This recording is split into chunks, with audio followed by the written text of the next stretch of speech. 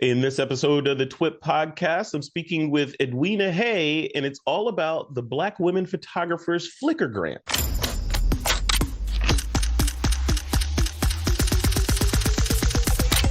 This is TWiP.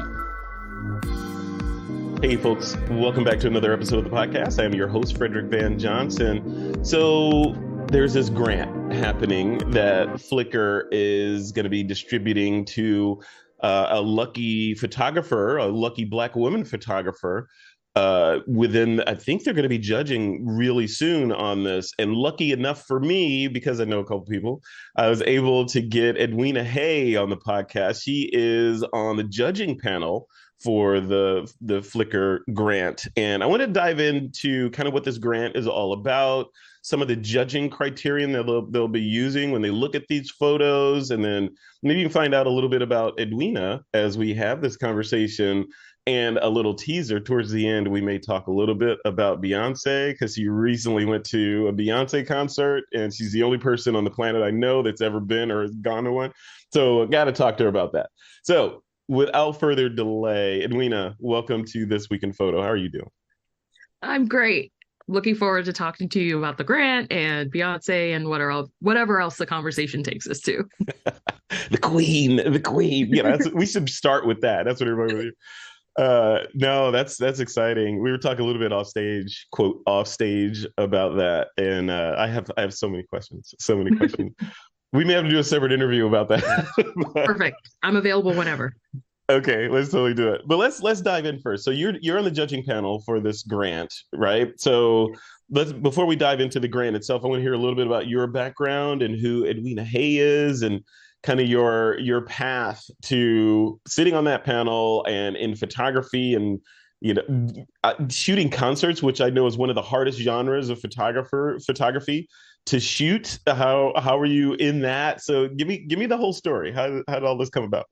Sure. I started basically just going, I was going to concerts on my own. So I was in college and I kind of just figured out which venues around New York would allow me to bring my camera and not get in trouble by security. And I feel like a lot of concert photographers still do that today. Like figure out oh, I'm at the show, and if, it's kind of like at a bar or something, it's very relaxed, and smaller bands are very happy to have you take photos of them. So I kind of figured that out while I was in college. And then as I got more serious, I kind of reached out to outlets and kind of came on board as a contributor. I was at Impose magazine a long time and actually just rejoined them as a photo editor for about 2 years. And I kind of stopped because I didn't have time to shoot concerts anymore. So I knew I wanted to get back into the photo pit with everybody else. So I kind of resigned from that, and I'm doing it again. I contribute to Brooklyn Vegan and Bowery Presents, which is a local promoter that puts on shows. And just basically anywhere that'll have me. I'm in the latest issue of Cream magazine. I did portraits and photos in the studio with a band called Nation of Language, who just had an album come out. So that was done back in January, and it's in their summer issue, which is available to buy from their website now.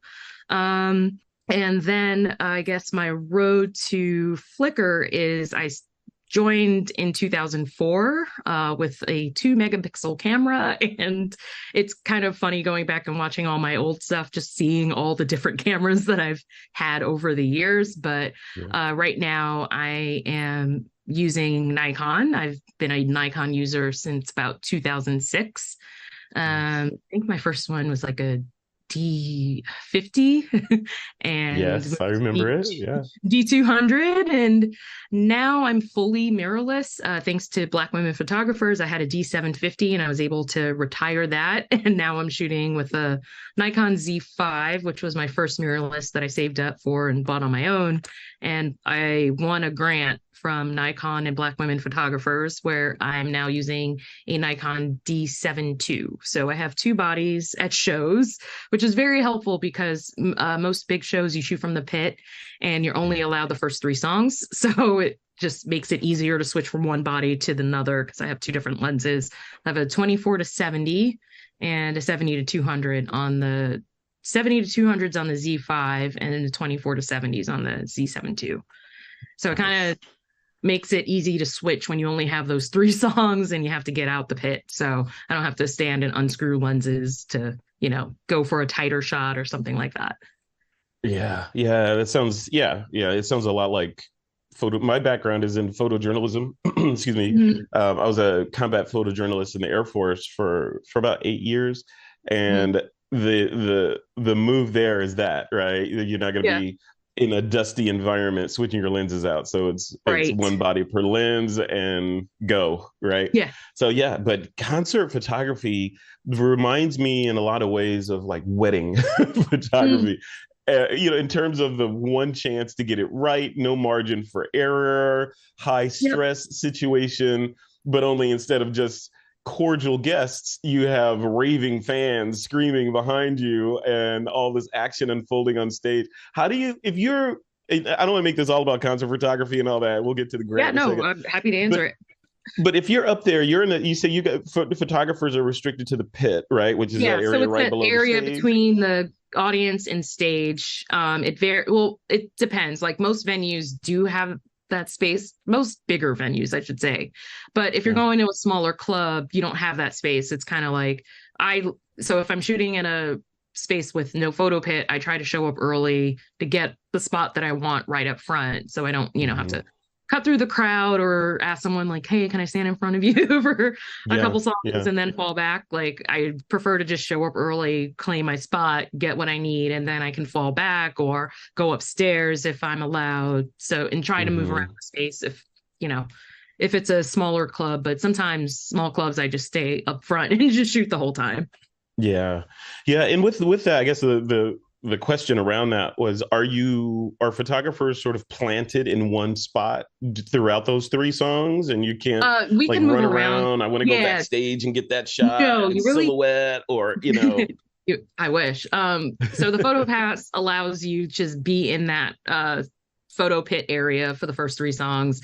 And usually I try to move around and, if there are other people in the pit, you try to tap them on the shoulder so you can pass by or, Hmm. if it's wide enough, if people are closer to the stage, I try to go around. So I try to move around to just get different band members or if, something else is happening on one side of the stage, then I try to move around as much as possible, just so Sure. you get different angles and perspectives and you're not just standing in front of one person the whole time. But Hmm. sometimes with certain acts, like if you're in a packed pit, there's really nothing you can do. And sometimes artists will restrict you to shoot on the sides, especially like theaters. You can only be on one place. Or I just did a soundboard shoot at MSG where I'm farther back by the soundboard, so I'm kind of shooting overheads and I brought a step stool. So I'm standing on the step stool pretty much the whole night. But yeah, it just depends on the venue and the situation. There are different rules. And, if there's a certain rule in place, they'll let you know ahead of time. So you kind of just have to stick to what they want or what the artist That's wants. that's awesome. I'm gonna put you on the spot and Okay. officially invite you back on the podcast to like let's do a talk about concert photography and the ins and I'm in. outs and all that stuff. Yeah, I would love to do that. I've had Yeah. a couple of concert photographers on before. I don't know how small or large that industry is, but so I'm not sure if you know these guys or not. But Jay Blakesberg was on once.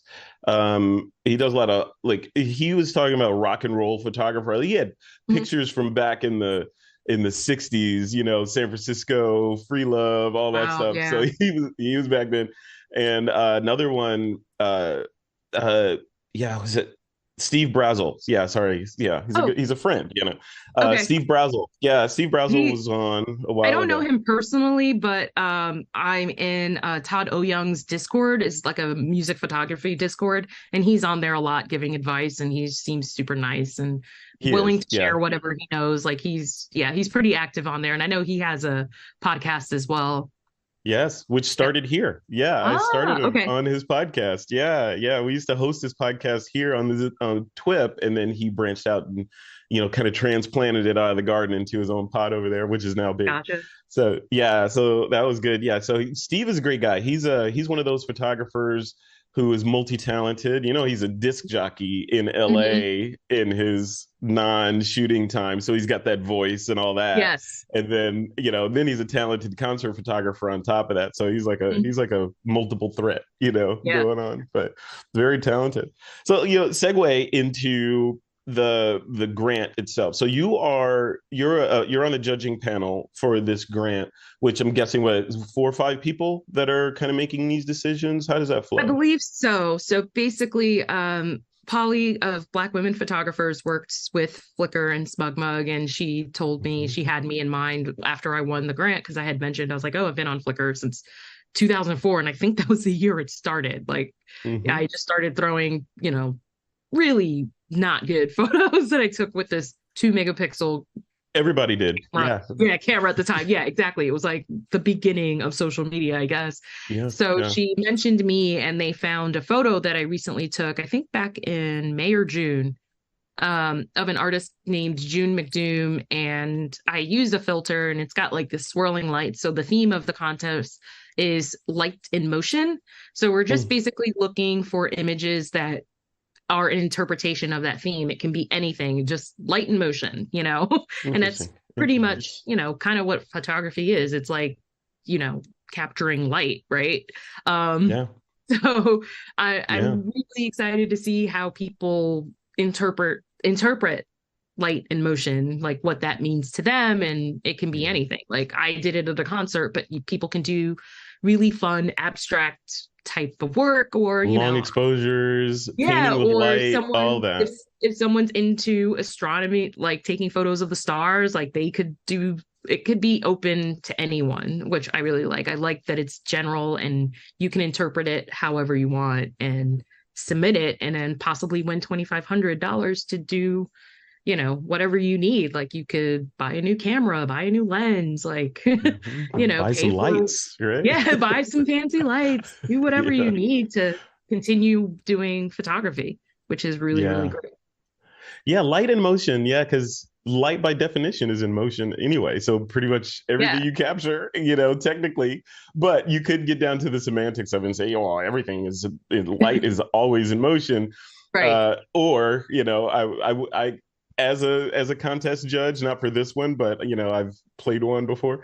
I would not recommend being kitschy like that, right? Where it's like, Right. well, this portrait is light, Yeah, so yeah. technically, how come I didn't win? You want to be a little bit more creative Mhm. with the topic Yeah. than that. Yeah, no, that's exciting. So then, so the judges on the panel, so you guys will run through what are some of the criterion you personally as a judge look for? Because I know you see these when I judge a contest. Like we recently judged the Flickr's World Photography Day contest, Hmm. and I was one of the judges on that, and I just remember this mountain of images, because they're all in Flickr, right? So looking at the number on Right. top of the gallery and like, okay, so and each one of those photos, somebody put their heart and soul into it, Right. and So it's it's kind of hard to like dash someone's yeah, face, right? totally. Because I could imagine people with like shaky, nervous fingers hitting the submit button on their image Right. that they worked on forever, and then you're gonna look at it. Nope, nope, Right. like that. So what about you? Like, how do you kind of separate the okay shots from the great shots? Yeah, I feel like it's kind of hard to explain. Like there are definitely some images I look at and I have like a visual reaction or I gasp or something. It's Yeah. just like if something Yeah. like hits me, you kind of just know, right? It's kind of hard to be like, well, I'm looking for this in particular. It's just like I'll just look for good composition and just something that is expressive in the photo to kind of make it interesting and Yeah. something that you want to see again and again and again. Kind of that's what I think I'm going to be looking for. Yeah. Yeah, me too. Like when I'm looking at these images, like when I do the first pass on a group of Mhm. images, I tend to zoom out as much as I can and kind of look at it almost with blurred eyes to kind of see Mhm. what is popping out for me and making a mental note of, oh, that one kind of caught my eye, that one. And usually what catches my eye, completely subjective, but what catches my eye normally is saturated colors because I tend to like that. Mhm. And uh if depending on the shot, if it's a portrait or something, of course the shallow depth of field, but then also simplicity and symmetry. I think Mhm. those are the things that kind of get me. If there's some Mhm. mix of those in there and there's a story that's being conveyed with those tools, then it's like, Right. oh wow, that's an amazing shot. Like ocean with white boat and one wispy cloud and then some other color bang in there, just then that kind of gets me.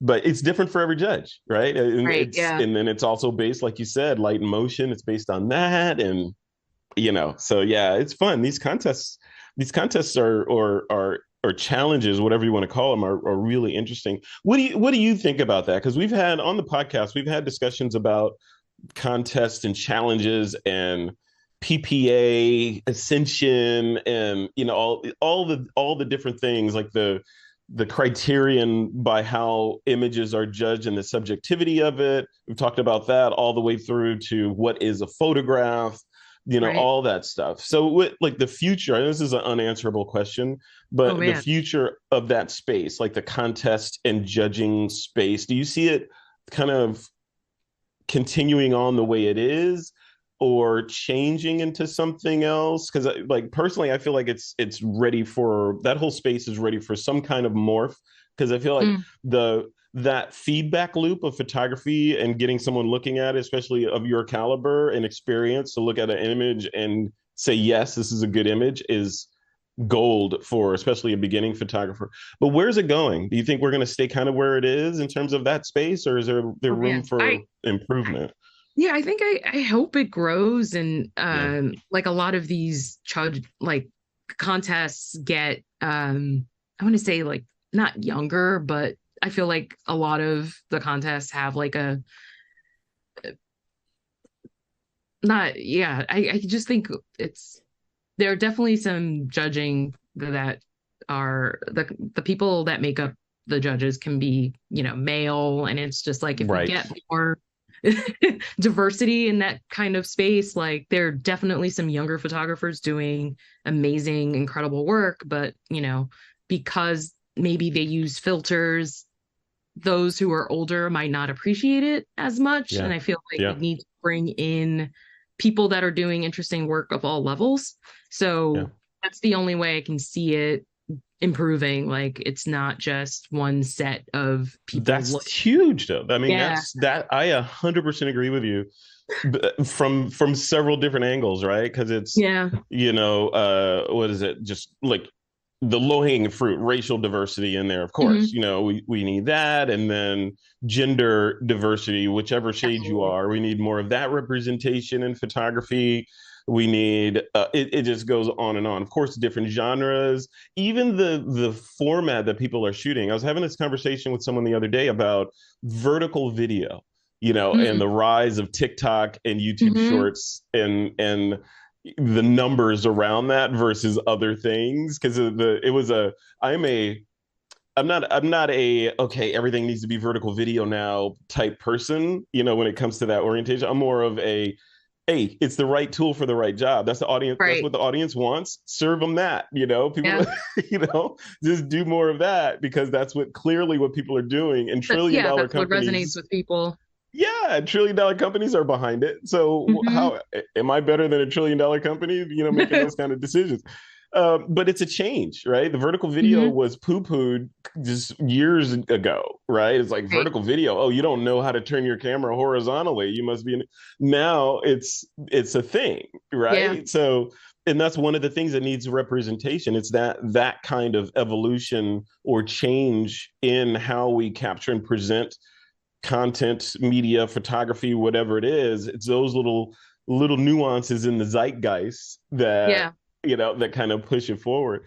So yeah, I think it's overall it's very exciting.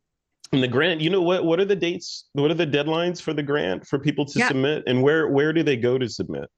So I think the deadline, like applications close on October 6th, which is Mhm. really soon. Yeah. And in order to apply, you need to be a member of Flickr and a member of the Black Women Photographers group on Flickr. So I think Mhm. those are the only two requirements. Super easy.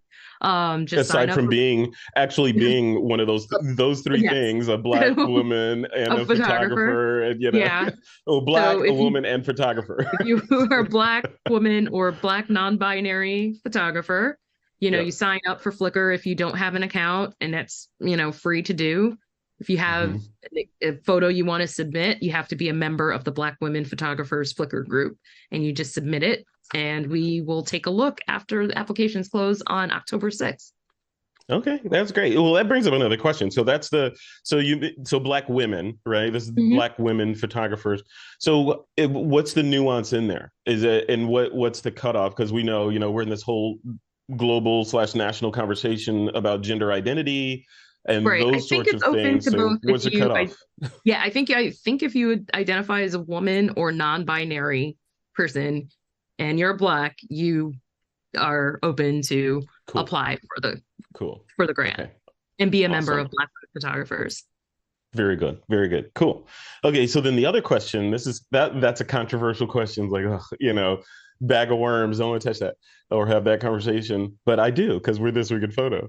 But the other question on the other side of that is the type of content that people can submit. We've also been having an ongoing conversation about artificial intelligence and generative AI and all these things that Photoshop is doing with Firefly and, Mid Right. Journey and Dolly and all these different things that are changing the photography industry in a lot of ways. Mhm. How does that impact a contest like this? If someone, for example, submits an image that is 100% generated by AI, but looks Right. photorealistic, and you don't catch it as being AI, does it matter? Hmm. Or is it just another image? I think it's just another image. It just says submit a photo Hmm. aligned with the theme of light and motion. So Hmm. I'm interpreting that as a photo you have taken with a camera. It can be any camera. It can be a film camera. It could be a digital camera, as long as it's defined as a camera, a phone. Yeah, Hmm. whatever Hmm. camera you have, and you Yeah. apply it to the theme of light and motion, that is eligible. I would say that Okay. anything generated by AI is not a photo. Needs to be Right. taken with a camera of some sort. It doesn't have to Yeah. be an expensive digital camera. It can be a film, like a lot of people are turning to film photography now. It could be a film Right. photo. It could be a phone photo, whatever you have, that's a camera. That's Doesn't have captured with to a be, camera. yeah. Okay. Yeah. So, we've got, you know, people that will dissect that because then the dissection will come in the forms of, okay, well, if I take it with a camera and then import it into the computer and then add a hot air balloon in there, later, or throw a big supermoon over New York Right. City in there, am I still eligible? So compositing, basically. What do you think about that? And I know you're not writing the rules, so I'm just kind of Yeah, I'm asking like, I'm generally. not writing Yeah. the rules. I'm just gonna look at the photos and be like, I hey, know. this is my life. But if you see one as a judge, you see Yeah. one that is passable as let's say scenario, you see a photo comes across and it's clearly AI, like it got 12 Hmm. fingers or something, so it's clearly clearly AI in there. A, what do you do? And then B, you see a photo that comes across, it's beautiful, it catches your eye, it makes you gasp, like you Hmm. said. But it's composited, but it's done well. It's a Hmm. composite because it's a situation that could not happen in real life. So it's composited, but it's beautiful. Do you like in those two situations, full AI, composited AI? What does Edwina do when these come across your screen? Oh man, I would probably set it aside for further discussion later with the Discussion. rest of the judges. Yes. I Yeah. feel like that's the easiest thing to do, like have a conversation with the rest of the judging panel and kind of come to an agreement, like, is this acceptable for the Yeah. contest? Or Smart. do we go with another contestant that has, kind of stuck to the rules and didn't use AI? Like, I feel like Right. composition in Photoshop is fine. Like, you know, it is a tool, right? Like, Photoshop Yeah. has been associated with photography for a long time. So I'm not hesitant to be like, well, this person took two different layers and composed a new Right. photo. It's just like, I think I would be open to it. I would probably just bring it to the rest of the panel to discuss further rather than being like, no, Smart. like I I'm a big fan of double checking. So Yeah, that's no, that makes probably sense, how I would. especially now. We're Yeah, now, right? Because we're in this weird gray area of this AI stuff floating all, it's touching everything, right? So it's all over the right. place. And companies like Flickr, SmugMug, and others in the industry, the big question that gets bigger and bigger every day is how do you deal with those Hmm. images? Like, especially if you're doing something like this, it's a contest and you're accepting images from the public. Gotta have a hard line on what is acceptable and what is not. And problem with that is if you say AI is not acceptable in a contest like this, now you got to figure out how to find the AI. Right? Right. It becomes I it mean, becomes but yeah, thousands, hundreds of thousands of images to go through. You can say, yeah, we can look at each one. And, oh, the shadows are wrong on this one. You mhm, can't do that en masse. You got to figure out, right. a way to Yeah. deal with it. I mean, I know Yeah. Lightroom has like AI capabilities. Like there's a denoise function that I have used Right. to remove. So that's technically That's AI, you AI. know? Yeah. Yeah. You So can split those hairs all the way back to the camera. Your Nikon is using yeah, AI for focusing. So can you exactly. not, you have to shoot manual now? Right. So, and if you're driving to the concert to shoot your image, are you Hmm. using GPS? Are Yeah. you have one of those self-driving cars? You're using AI, Hmm. regardless of what. So yeah, that's a whole different. I think I was gonna say that's a whole different interview conversation, but that's literally an ongoing thing that I Hmm. think it's gonna take many, many years to kind of settle both Figure out. morally and legally and from copyrights, all the different aspects of it. We need to get some sort of hard line on it that no one's, it's not going to be a uniform, everybody agrees on this. It's going to be Right. how do we upset the least amount of people if they would care. Yeah, that's really interesting. So the other thing I want to chat with you about is there's so much. I'm kind of compressing it all down. But the Flickr and your experience with Flickr. Since you said you started using Flickr in 2004, I think it was. Yeah. Yeah. Yeah. So back then, me too. I mean, I think I was around there somewhere. I think it was maybe 5 or 6. I have to look at my Flickr account, but it was Hmm. in the aughts, right? Yeah. But I remember back then the mode was Flickr is kind of like they were almost crowdsourcing your photography. Mm. So I'd go out. I was living in LA at the time, so I go out and do a model shoot over a headshots or something, and Uh-huh. then upload 50 images in there, and whichever one got the most likes, oh, that's the one. So like crowdsourcing the culling of the That's shoot. interesting. I don't think I did Yeah, that. I would just like kind of treat it like how I do now. It's just like I edit, put it on Flickr, and then it's just there because I'm definitely bad with like dates and times and locations. So it's like, yeah, oh, I know I've taken a photo of this artist there. So it's like I'll search my Flickr account and be like, oh, it was this date, in this yeah, location. So, but I also used to use it more for the social aspect. Like there were a lot of New sure. York photographers that would meet up and do like photo walks together. So I Hmm. remember that, like going to meetups at bars and then just walking around certain neighborhoods. Like I remember going on a Red Hook walk once. Yeah, So I definitely was more active in like the social aspect, but I also kind of use it as like, here's all my work that I've done. right. Here's the Yeah, repository, and people will find what they're looking for on my account. So, yeah. but now it's kind of like, yeah, I just kind of once something's published, I try to remember, okay, I need to upload it to Flickr because somebody will find it. Yeah, yeah, that's interesting. So with the social aspect of it, and Flickr, for those who are not re-familiar with it, because most of us as Mhm. photographers were familiar with Flickr at one point, and then other services popped up. It Yeah, is a ton. You could name off a whole list of from Instagram to 500 500px to PX. Yep. on all of them. Kind of came in, and over time, that modality that you were discussing, that kind of I can find my niche and my group of photographers and share and exchange and learn from them. That full on raw community aspect kind of got diluted a little bit and went into Hmm. this never-ending stream of photos that you can interact with, comment on, and like, and then it's Hmm. over, right? And it Right. just keeps going unless it goes viral, and then there's a longer conversation on it. But Right. nothing like, oh, I can go back to this group and see what a bunch of photographers that like to shoot macro are doing, or Hmm. macro pictures of doorknobs, Right. so millions of groups in there for every niche. Are you still using Flickr the same way you used it when you first started? Or is it, like you said, is it more just like throw all my stuff up there and people can find it? It is my internet for my Yeah. work. I think I started out the first way and has now gone to the second way just because Yeah. I'm out shooting a lot and I just don't have time, unfortunately. Yeah. Like I have a full-time Hmm. job on top of going out and doing concerts on evenings and weekends.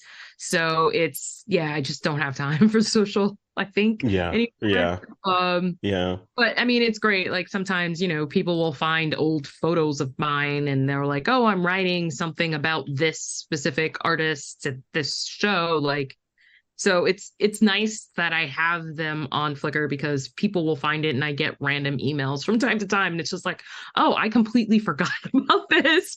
And you want Yeah. to use this photo for this thing? Sure.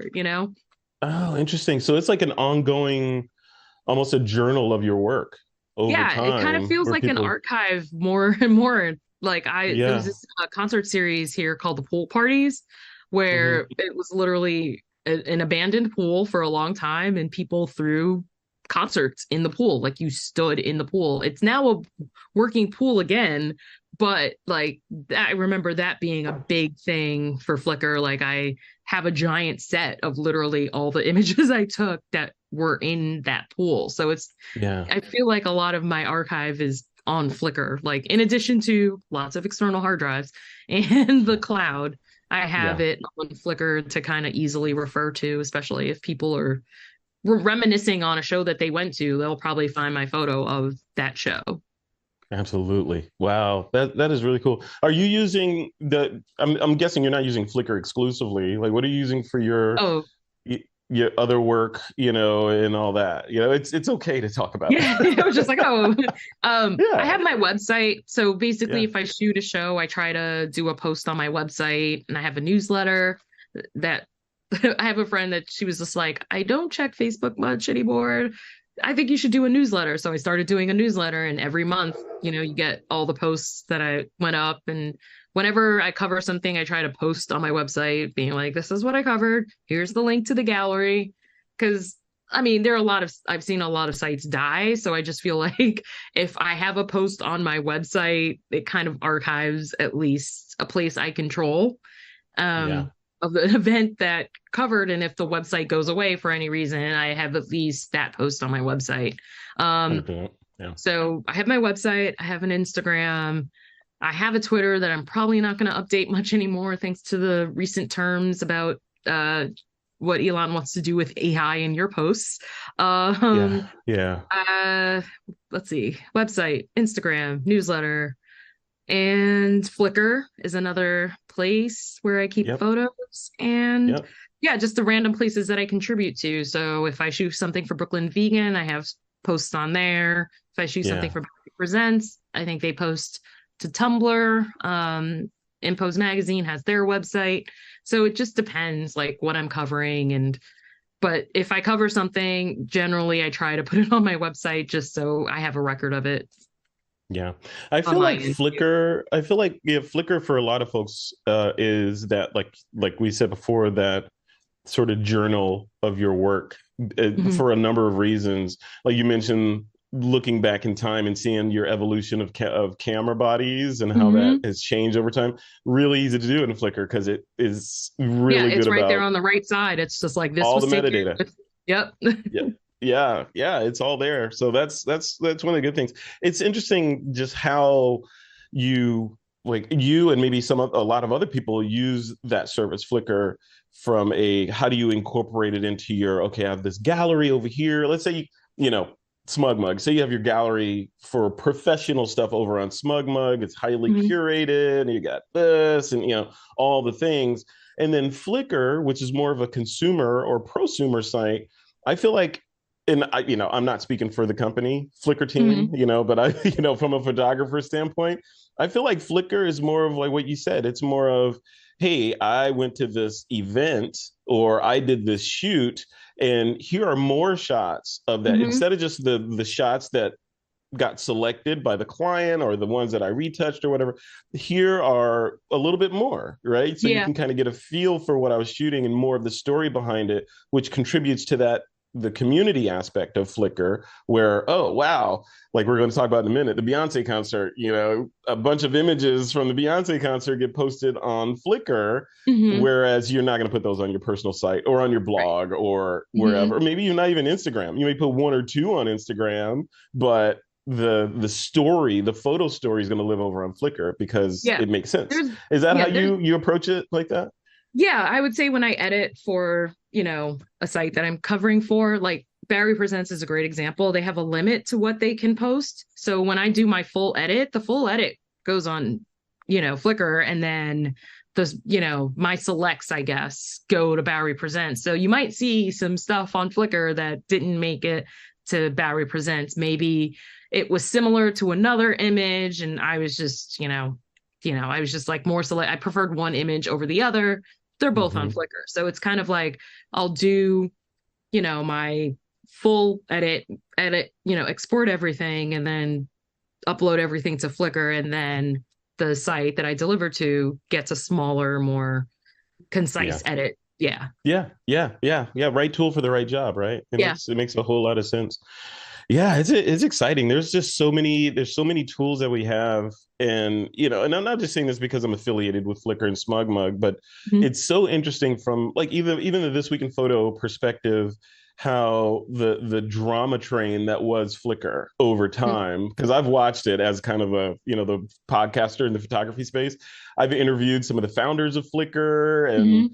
I even used to work at Yahoo way back in the I day. was gonna So say I because it got sold to Yahoo and you then guys sold to Yahoo and then Verizon, and then and there's yeah. just been this hot potato and photographers. I remember like, and then SmugMug bought Flickr. So photographers like, what's going to happen? Is Flickr going to Yeah. be around? It's not going to post anything there for now because I don't know what's the Yeah. state of that thing. And I don't want to have to, download all my images again.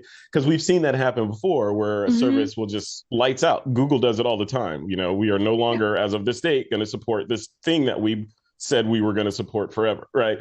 Right. So yeah, but the thing I learned about Flickr after joining the company is how much effort that company, the parent company of Flickr, uh, believes in photography, and Hmm.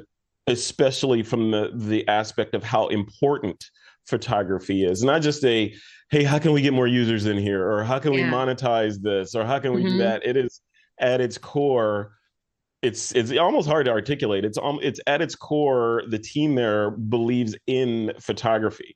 In fact, the corporate kind of saying is building a better world through the power of photography. So, having that underlying DNA and all the alliances that they've built, including like the Flickr Foundation, et cetera, to Hmm. make sure, because one of my fears, even joining the company, was, yeah, I got to use Flickr now. Am I going to lose my images? Would they shut it down or whatever? Day one, my fears were allied because they were like, oh, the it will. I'll put links to all this stuff in the post, but there are these programs in place at Flickr that make sure that your work is going to be around forever. Hmm. Forever in quotes. Right. So yeah, so I have no worries about that. It's just Flickr's working on a bunch of stuff to kind of bring it up to date and make it more, but without sacrificing the magic that is Flickr. I think is Yeah. their challenge over there, while also combating the negative brand equity of, well, you're on Flickr. That was my dad was on Flickr back in the day. So there's a lot of work to be done, but it's fun work, I think, because Hmm. it's all for a good cause. Edwina, I want to wrap this up with just I'm going to give you a chance to give some final words about the grant. To the photographers that may be watching this and want to participate in that grant and put an image or two in there. Some words of wisdom from Edwina Hay, concert photographer in Brooklyn. And I got to say, just footnote, concert photographer in Brooklyn, based in Brooklyn, shooting in and around the New York City, Tri-City area. That is the holy grail for like, That feels like everything. You got, bands come to town, them, and they're like, oh yeah, we're gonna come have a drink. We're gonna be partying in this penthouse. Or it just I is it that I is the wish it was dream? like that. My parents lived here and I was born here, so it's just like I was very lucky. Um, Yeah. but yeah, it's just I don't see myself being anywhere else. It's kind of nice being in a major market where bands want to play and bands live and are playing whenever, especially during the summer. There are free concerts all the time. Yeah. So we're very lucky to Yeah. live and work here. Um, but about the contest, people have until October 6th to enter. Light in motion, whatever that means to you, capture it in a photo and join the Black Women Photographers group on Flickr and submit there. I think you could just add it easily to the group. And then after October 6th, the judges and I will have a meeting and start going through the entries and selecting a winner to get $2,500, which is not a small amount of money, especially It's not it's insignificant. Yeah. yeah, it's pretty generous and you can do a lot with that, especially if you're looking to upgrade or acquire new gear. Like that can just basically offset a lot. I was Yeah. working on, saving up for a new camera when I was granted one, and it's pretty life-changing because I had been putting things aside. Like I was like, oh, I want to take a class, for flash photography. And I talked myself out of it. I was like, no, I'm saving. And then I won it. And then it was just like, well, I have no excuse not to do the thing I want to do. So That's right. hopefully we can do that for someone else. That's great. That is great. That's what these grants are all about, right? Yeah. It's validation. Well, it's a lot, right? Because it's contests and it's getting off your butt to shoot or submit an image, and you got to have that kind of courage to get over that hump to Hmm. expose your work to other people like that. And then it's the camaraderie, I guess, around the other images that are submitted in there, and kind of getting inspired by seeing the other work of other photographers that are like you, that are putting Absolutely. images in, and like, oh, maybe I want to try that. That looks Hmm. cool. And then it's just like, if you win, it's it's got to feel good, right? Yeah. Because there's going to be a ton of images and exceedingly smart people and talented photographers looking at these images. It's backed by this big old company, and then Hmm. they say, hey, we of all the submissions, we think you're the one, and here's a bunch of stuff. Right? Right. That I think that's life changing in a lot of ways, because Absolutely. that could turn somebody from, I'm tired of this photography stuff, I'm going to go try stamp collecting, to Yeah. I'm really going to give this thing a go because I feel Yeah. like I have the horsepower to push it forward. And sometimes it's all it takes is a little bit of push, a little bit of Hmm. encouragement to literally change someone's trajectory, which is really really cool. So I want to end this with um, Queen Bee, a little Okay. little little Beyonce, got a little Beyonce in there.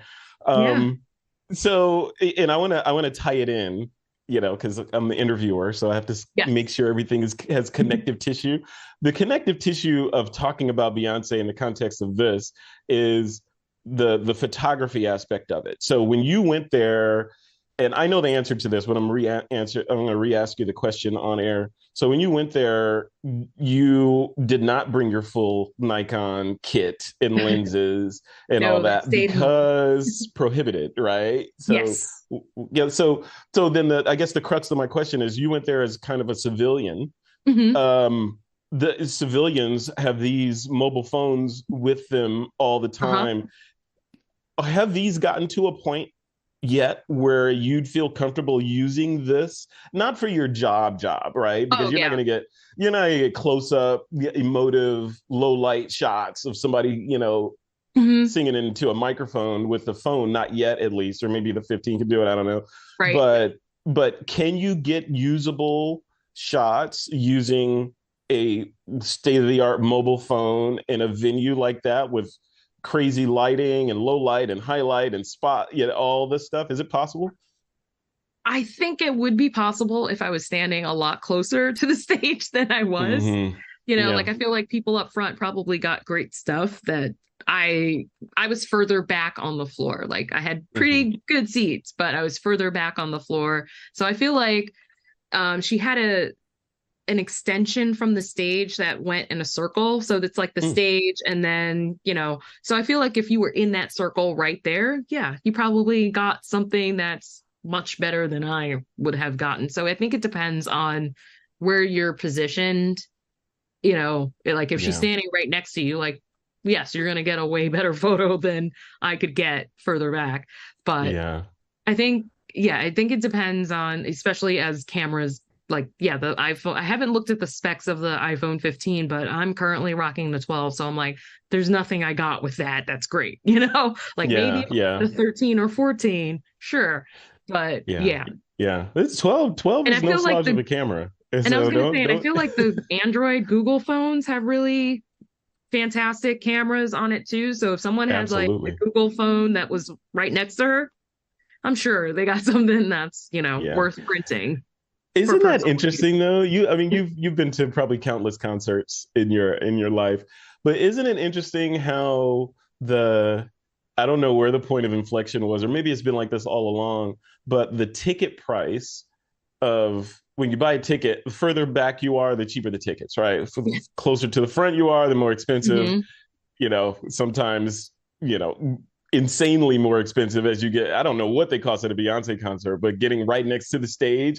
And I was just thinking about it. That price, sure, you want to be close to the artist, you want to see them, and maybe they'll look at you or whatever. So Hmm. you want to get that energy. But I think from my perspective, that price is more of getting a good shot. So Yeah. I'm not paying to be, close or whatever to the artist, for whatever personal reasons.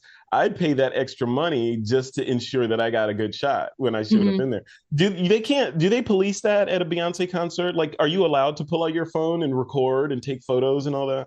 So there were signs saying that photography wasn't allowed, but literally everybody had their phones out. So it's kind of Yeah, hard to be like, that's an yes, unenforceable. yeah, it was just like, we saw signs that were like no photography, but then literally, all the photos and videos I got, it's just like a sea of phones on the floor. Like everybody's Sure. taking photos and videos. Like it's kind of, Yeah. yeah. I think they can enforce like, so I saw her at the Caesar Superdome in New Orleans when the tour was originally announced. That was the tour end. But due to production issue, the Kansas City show that was Sunday, yesterday, was the tour end. So like I know on this website they were like no pro cameras, so you can't. So even if I wanted to bring my Z cameras, I couldn't. They were like no Sure. cameras Yeah, with you're not removable pressed. Yeah. lenses, which doesn't mean like you could bring a point and shoot camera that does not have a removable lens. Like that's what that means. So it's just like you can get cameras in, and then it said no photography, but everybody was using their phones, and technically you could bring a point and shoot camera, which I did. Yeah. So it's Yeah. just like, yeah, I mean, the real story there is that you own a point and shoot camera. I do. I do. Well, Like what I find it a what lot point and easier to shoot track. does Edwina Hay shoot with when she doesn't have her big Nikon glass? It is a Sony RX 106. I think they're up to 7 now. Yep. It shoots Yep. raw. It's a great little camera, and I love it as a travel camera because it's not like like mirrorless and DSLR cameras are heavy, and then you have a lens, and do you want to switch lens? And it's just like this camera goes from I think 24 to 200, so it's like a great travel camera, walking around camera, what have you. So if I don't have a photo pass, I'll bring it to shows. Like I brought it to Madison Square Garden for The Cure and Rage Against the Machine and Run the Jewels Nice. last summer. So it's like if I put in and I can't get it, then I'll bring my little camera and see what I get. Yeah. Wow. Yeah, yeah. I mean, I think when you get your 15, if you're going to get an iPhone, another iPhone, but if when you get your iPhone 15 Pro, that'll probably, I'm guessing, take the place of that Sony. Maybe. Yeah, maybe we'll see. I don't know. I still like it. I like having like a small camera that I can fit in my bag or my pocket. Yeah. Yeah, when I went on my honeymoon, I had like a mirrorless Fuji, and I ended up selling that and putting that towards the point and shoot because it's smaller and I don't have to worry about different lenses. It's like all there, and it's kind of nice to That's have it, have a camera Yeah, that it's you purpose can bring built, to, right? yeah, like if I go to a friend's party or anything, I could bring that, and it's kind of nice. Yeah, yeah, yeah. Well, you gotta get yourself a Leica. Head over to B&H, get yourself Oh, a. I would love it. I would love to. That's the fashion, it's the fashion kind of bling, the bling version of camera. Yeah. Yeah, I I Like right I I now, the don't think I've ever Sony even does me shot a well. Leica. Yeah, I was like, yeah, they look so good, and so many Yeah, famous, photographers have used them. Like I think Gary Winogrand was a Leica person, so it's just like it's a camera that I see the images that it's made, and I'm like, I want it, but I don't know, maybe I have to win a very yeah, large great.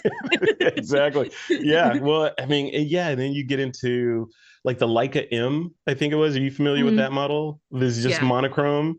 Uh, I don't even know what the price of that thing is. Like when I saw it, I was like, oh yeah, okay, just keep going. It's not for me. But I have a friend that bought that Leica M, Oh and wow. yeah, and I am like, why? Like, why? Because logically, it doesn't make sense. Like, it shoots Mhm. monochrome only. You could buy a quote traditional camera and just And then shoot convert. monochrome only. Yeah. Yeah, and just yeah, no, or in camera, just everything I see is Mhm. monochrome, and it's shooting Yeah. the raw file, but it's giving me a monochrome JPEG, right? Yeah. Yeah. Um, and his response to why he got that camera was he wanted the forced restriction of only shooting Black and white. monochrome. Yeah, like back in the day, all you Mhm. had was That black was and black white and white film. film. Yeah. That's it. Yeah, yeah. I So I said yeah. my response to that was, why don't you just get a black and white camera and really go for it? Just get some Or just Ilford get a black and film white T camera, black Max. and white film. Yeah. They still Really make black and embrace white it. film. They do. They do. I mean, if you want the pain, you go for the real pain. Yeah. So, yeah. So let's leave it right there, Edwina. What are so just to close the loop on the Beyonce concert? How was it? Was it good? Did you enjoy it? It was Was amazing. it? Yeah.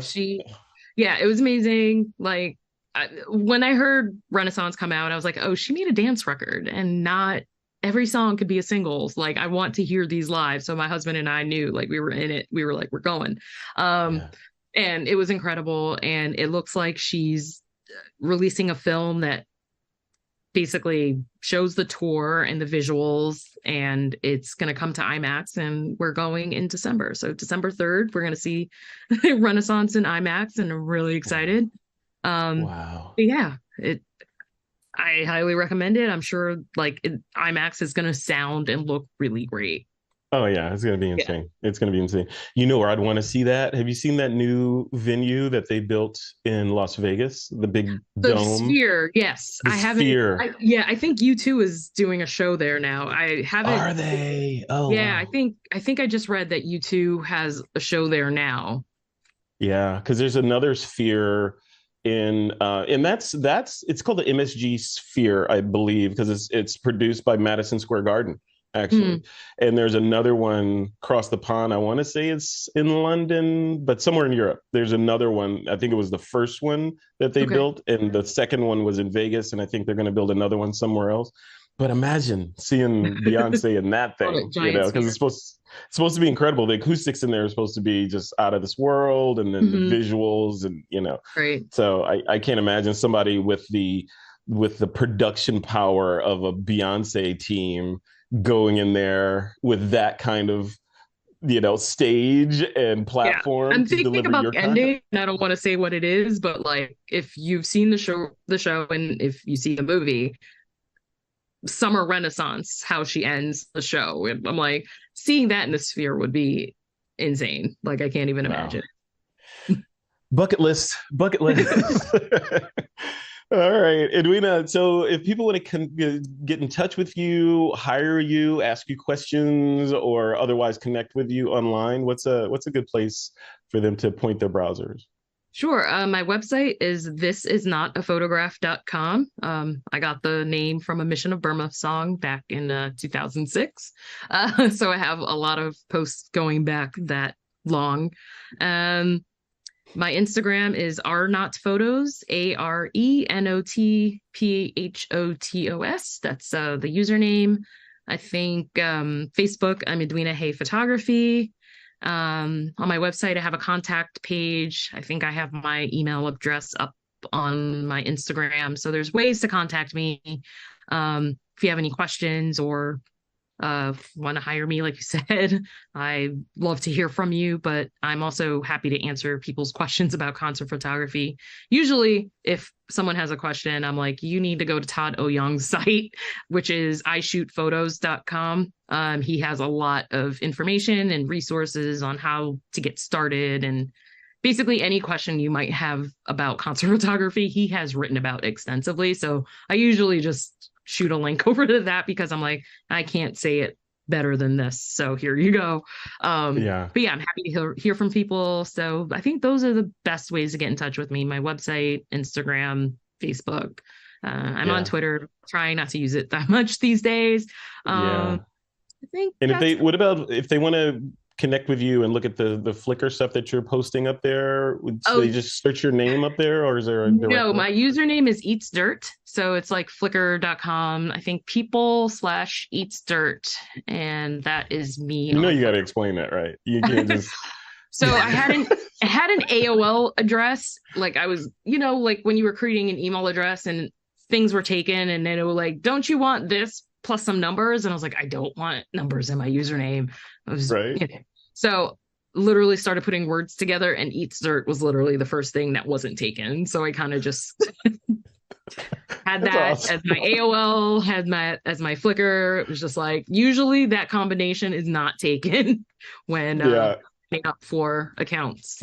You got to come up with a bunch of stories about Eats Dirt. Where, I know. Just like you just give her a different one every time. Like every time. It's Eats Dirt because there was one time I was trapped on this desert island. There was nothing to eat, but and that's all I had. So that was like have fun with it. Yeah, that's the straight story. It was just like, it was literally the first thing on AOL that didn't have. Like I came up with that didn't give me a number. And I was like, great. You should, next time you go to Starbucks, if you go to Starbucks, make sure that's the name you give them so they can call out Eats Dirt. And they're like, who? Eats Dirt, your latte's ready. Yeah.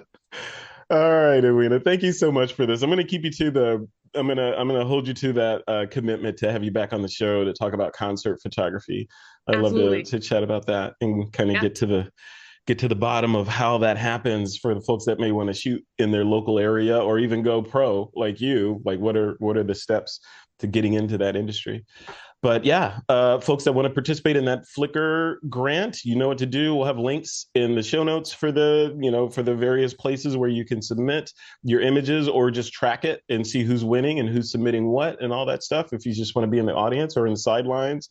But it should be awesome. And thank you, Edwina, for giving your time to judge in that contest. I know judging is not easy. I mean, it's a commitment. It's an honor and a commitment, right? Yes. And it's neither one of those things is easy because the weight of these photographers, like we were saying, that went through all this effort to put their work in there. And you, as a judge, having to give it the due diligence that it needs amongst the other sea of images that are in there is not easy. I know. Mm-hmm. So thank you for doing that, and congratulations on all your successes so far. I love to see photographers are just crushing it. And I'm jealous. I'm going to live vicariously through you and your concert photography. Keep it moving forward and stay in touch. I'll be in touch definitely about that next interview, and I'll see you when they do the announcement for the grant. I think that's going to be live streamed, I believe, and I may be on that stream. I'm not sure. So awesome. You haven't seen the last of Frederick Van Johnson. I may be up there. Perfect. I'll just invite you. If you're not, I'll just be like, let's bring him in. Yes, bring me in. Yeah, I'm totally interested. All right, Edwina Hay, thank you so much. And you have a good rest of your week. I appreciate you. Thank you. You too.